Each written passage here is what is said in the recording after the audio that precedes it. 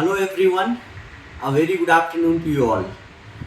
To all my viewers, to all my dear students and to all my dear friends. As you all know that we are running with the MCQ series and we are taking up those questions from the law subjects, those who have been asked several times, often been asked, frequently been asked, and there are great chances that it will be asked in the upcoming examinations also, right?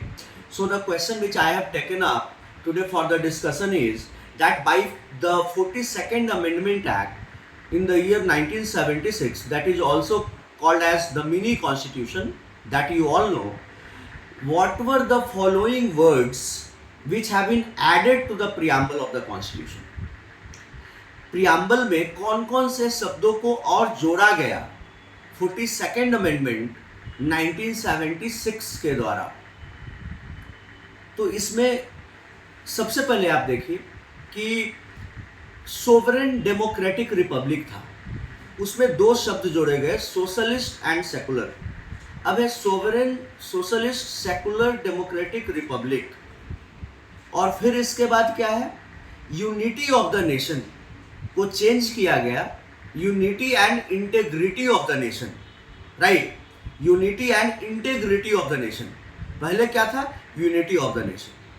तो जब आप preamble को पढ़ते हैं तो उसमें साफ साफ लिखा हुआ है शुरू में ही that we the people of India solemnly resolved to constitute India into a sovereign. Earlier it was democratic republic. That's it.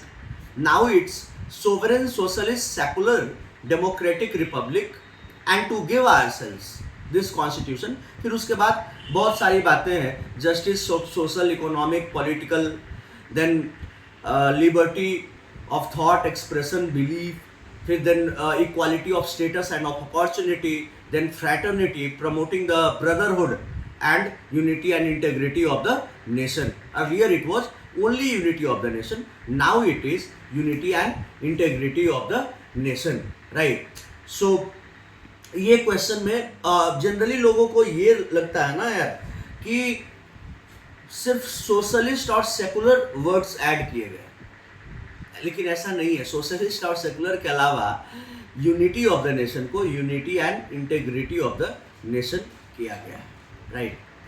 I hope that I have made my points very clear.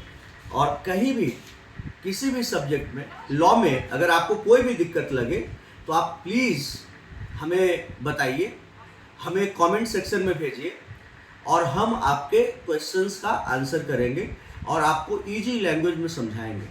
The whole purpose of me coming on YouTube channel is to make law a very interesting subject for all those students who are studying law.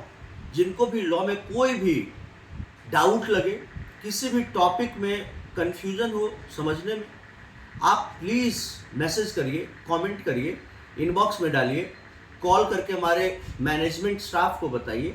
We will take up your point, we will take up your problem and we will discuss it in our next YouTube video.